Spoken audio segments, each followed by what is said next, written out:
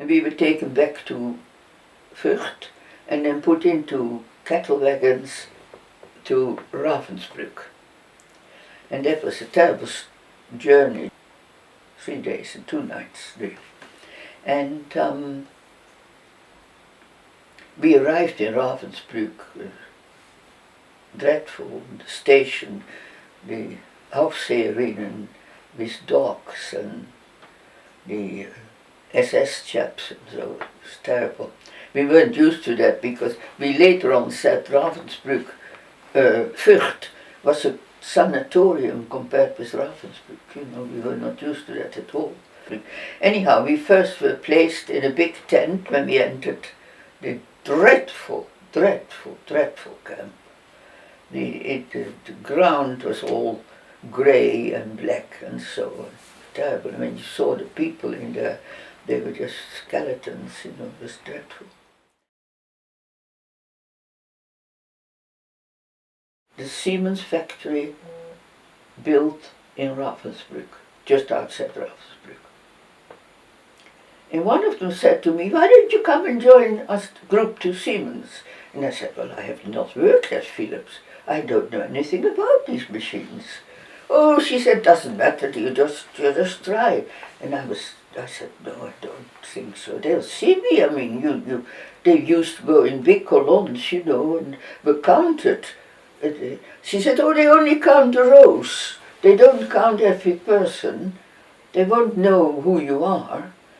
But I had no experience of that, so I thought, yes, but they would. They'd ask for numbers probably. So they said, "Oh no," she said, "not." So with tummy ache, I went that first day at 6 in the morning, or 5:30 really, because Siemens was very strict and wanted them to start at 6 on the dot.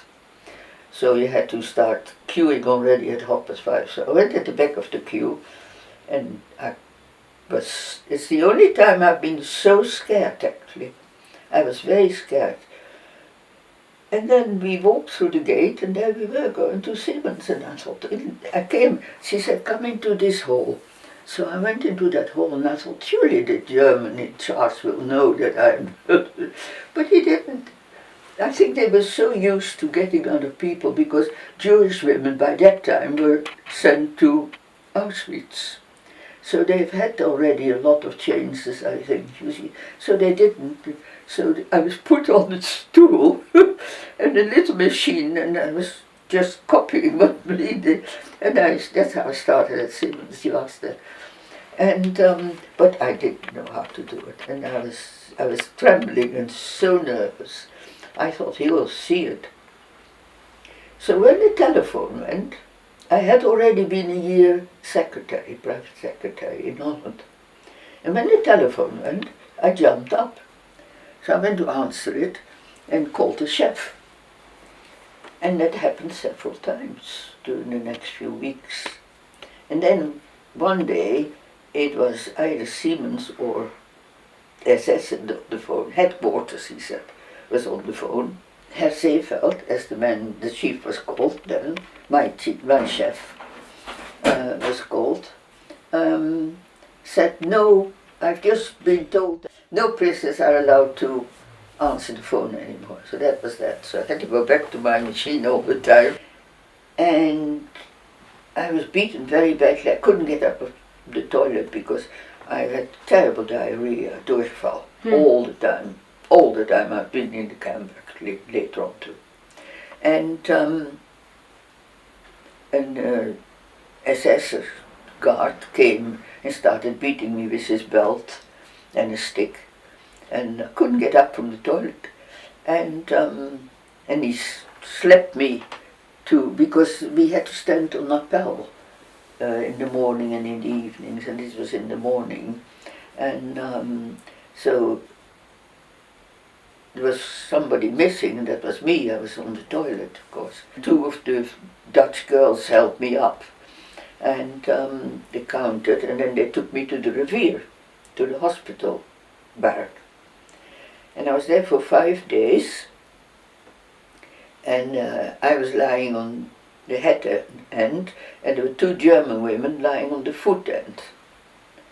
And the next morning they threw me out of bed, I was unconscious all the time. And said the dirty Holländerin hat sich nicht gewaschen. So I crept to there was one basin in the corridor there, crept to the corridor, started washing myself. And the Aufseherin standing there, talking to a nurse, German nurse, heard her saying that, looked up, and she said to the nurse, I thought last night that the Holländerin would be dead this morning. And she took hold of me and slapped me back to the bed and put me in the bed. And the German women didn't dare say anything anymore, of course. Anyhow, after 4 or 5 days, I think, I was let out. First, they came to the barrack, one of the windows, some of the Dutch girls came and said, Marga, I was called. Marga, you have to come out, because we're going to be sent to another camp. And I said, oh, I'm too weak, I can't, and so, you know.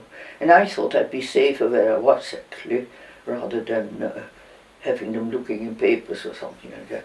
I've thought that all the time. But when I came out, and some of the Dutch were still there in the barrack, and at Siemens, I was first sent to another barrack, not to my main barrack. And there's a girl came and said, are you Margaret van der Kuit? And I said, yes.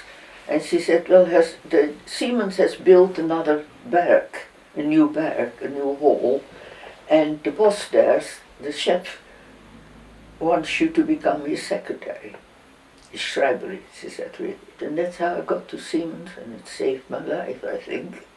So I came in and he said, oh, I'm glad to see you, and feeling all right? And I said, much better, thank you. So, and he said, well, and he had a desk, and he was sitting there, and I was sitting here, and I had to do the paperwork. I was supposed to inform the ladies. We were only 2 Dutch girls, the rest was all Poles, French, Czechs, the whole of Europe was there. And but only 2 Dutch, Tommy and I. And if Seefeld wanted to say something to the ladies, then he told it to me and I had to tell them. So I think I was a type of 4 lighter. He was very nice, actually. He had been working for Siemens from when he was a young boy. And I don't know why he came into the camp there. Maybe they had no choice. I don't know.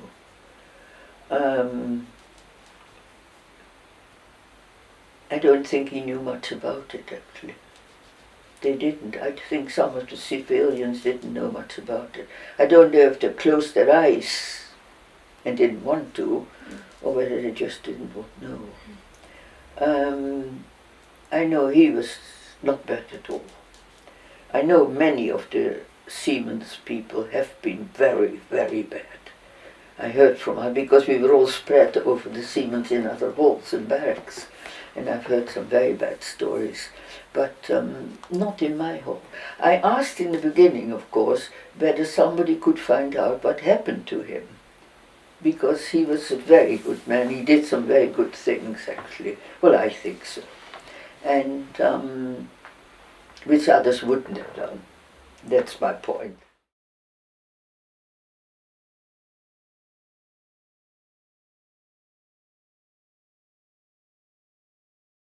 But also, when you told us that you were thinking about fleeing only once, did you still believe in a life after the camp, or in surviving in the first place? Yes, of course.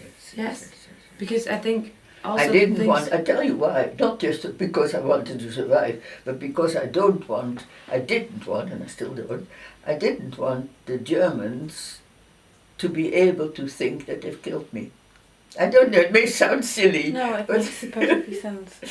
Yeah. I didn't want to give them the satisfaction. To kill you, yes, of They course. might not have known it all, but I mean, in my mind, Yes. I wouldn't like to have the satisfaction of having killed me. You know, when I die, I don't want to be cremated for the same reason. Okay. Many people don't understand it, but my son did.